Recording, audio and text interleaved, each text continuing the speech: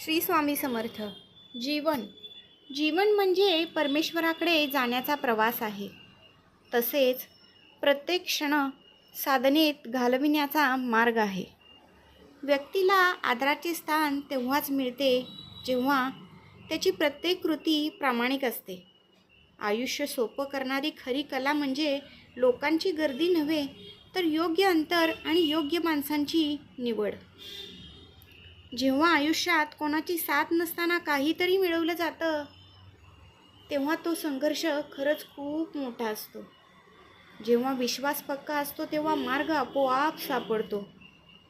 थोर उपकार तुझे श्री स्वामी समर्था, आधार तुझा श्री स्वामी समर्था.